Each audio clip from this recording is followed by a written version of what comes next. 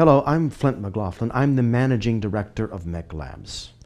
A lot of people ask about our methodology, what we've learned these many years that we established the research institution, and how we approach solving a particular problem as it relates to conversion or something of that nature. I want to take just a few short minutes to try to help you understand this approach. My staff's asked me to walk into the studio. I have no script, I have some slides, and I just want to talk to you and help you kind of see the way we think as we try to unpack a particular problem and solve it. To start with, I'd like to make a couple of observations for you. The first one is this: the funnel is a useful analogy, but it's often misunderstood, and because of that misunderstanding, there's sort of a flaw that keeps us from using its full potential for helping us achieve a result. The first flaw is this: we think of it as a useful analogy, but not as the primary analogy. All marketing should influence a decision. If it doesn't, it's a waste. And the funnel is a remarkable way to start thinking about that process through which a decision is made. The problem is, the way most of us think about the funnel confuses us and keeps us from being able to get the highest and best yield in our marketing communications. The first reason is this: gravity is not working for you. Gravity is working against you. And for the funnel to make any sense at all, we need to invert it. Because people are not falling into your funnel, people are falling out of your funnel. Look, we've conducted 10,000 plus path tests and experiments trying to understand this process that people move through in their mind before they say yes, or the ultimate sort of macro yes that means you have a close or you have a sale.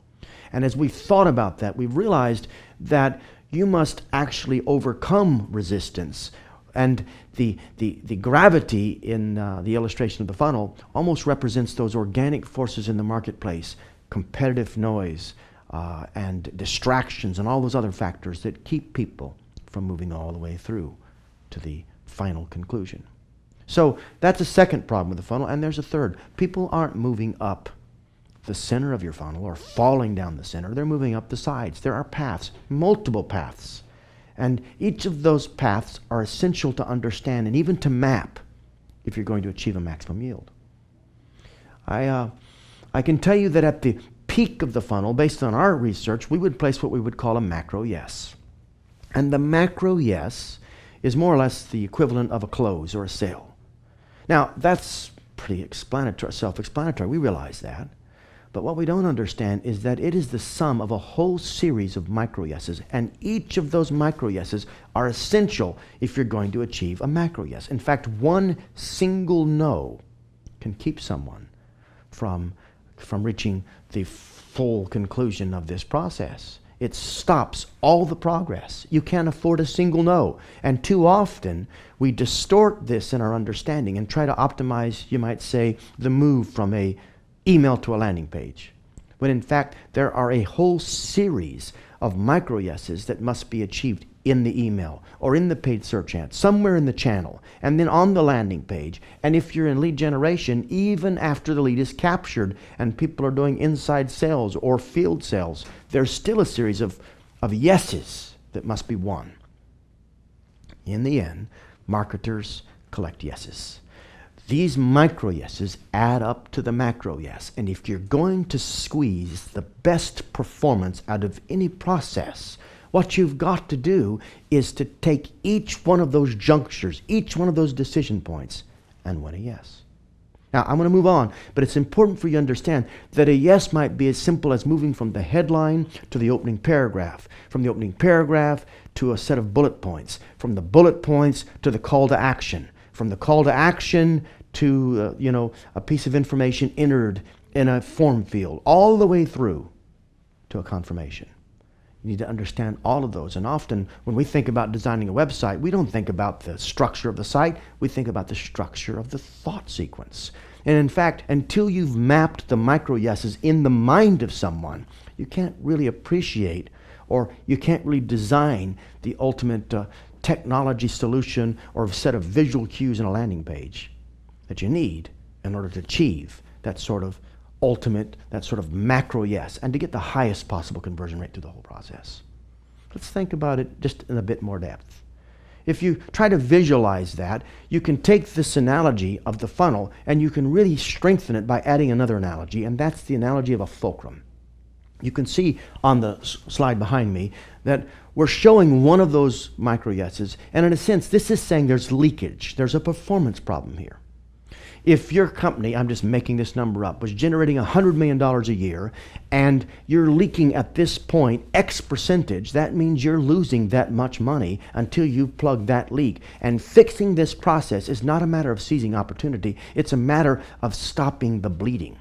Most of us have great leakage. In fact, virtually every site we look at is leaking in its funnel. But you can't see the leak if you look at a web page, because people don't buy from web pages. People don't buy from companies. People buy from people. So you've got to look into the mind. You don't optimize a web page, you optimize a thought sequence. And if you look in the thought sequence, there's going to be some point where you're asking for a step, you're asking for a yes. There has to be a progressive movement. And somehow at that point, when you start to see performance degradation, it shows up in your metrics. It's because the perceived cost is outweighing the perceived value. It's a fulcrum, and the negative side of the fulcrum weighs too much. What do marketers do? We simply do this. We tilt that fulcrum. Now, it's important that we tilt it at every single micro yes. And to do that, we need some sort of methodology, and you'll see underneath that fulcrum a little bit of what looks like a math equation. C equals 4m plus 3v plus 2i minus f minus 2a. It's easy for me to say because it took 15 years of my life to figure out how to say it. It's years and years of research. It's drawn from all these experiments. We have at MECLABS the world's largest library of case studies and experiments in the field. Drawing from that, we've learned to develop a simple, repeatable methodology. There are multiple heuristics like this. In fact, it's this combination of analogy and heuristics that gives us the power to see deeper into the process, which is really seeing deeper into the mind, so that we can affect a maximum yield.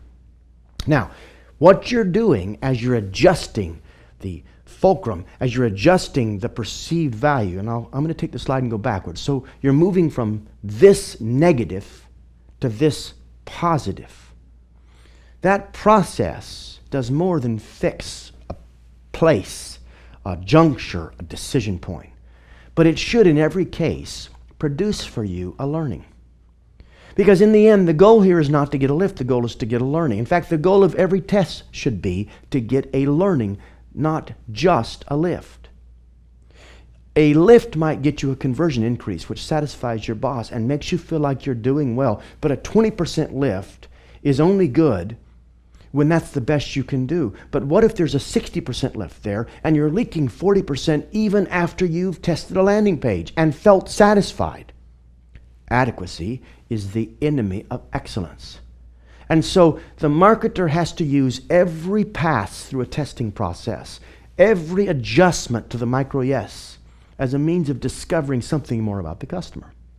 What you'll see is the process is cyclic, and as you move through it, your customer theory becomes more robust. Now, what's the value of a customer theory? We get so lost generating customer data. Most of it we can't even use. We have warehouses, many of us, with loads of information that we don't know how to apply. I'd like to simplify that by telling you, based on our research, the only thing I need to know about a customer is enough information to predict their behavior. Now, I'm keenly interested on information that will help me predict their behavior, because I can translate that into a yes. When I take the right offer, present it to the right customer, I can win a macro yes, which is a sale. But I will do that not with one solid knockout punch, you might say, but by thinking about every step in this mental sequence and optimizing it.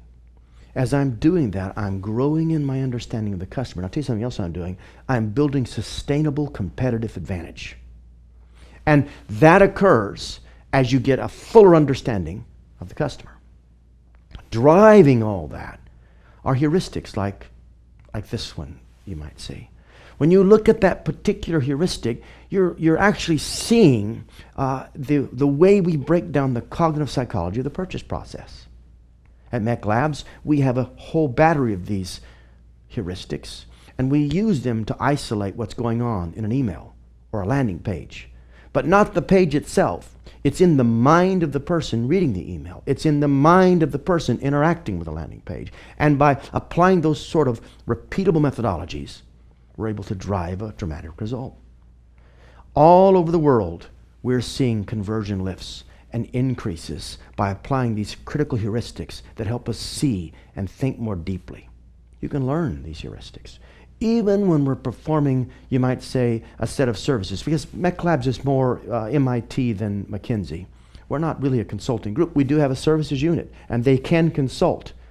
But we're really about research and experimentation, and we're an institution. So even if we're performing a service inside of your group, we want to teach you everything we're doing, share with you everything we're learning, and give you the capacity to take some of the things you're seeing here and use them to drive a result. Now, I know that I'm just presenting theory. I know that you're seeing something that might appear to be abstract, but you have to remember that all over the world, we're driving up results and yields using this sort of thinking that you've just been hearing me try to share with you. In fact, I think there is another video you can see that will show you examples of this meta-theory in action, case studies and experiments. And that might be the next best place for you to turn to if you want to understand more. Thank you very much.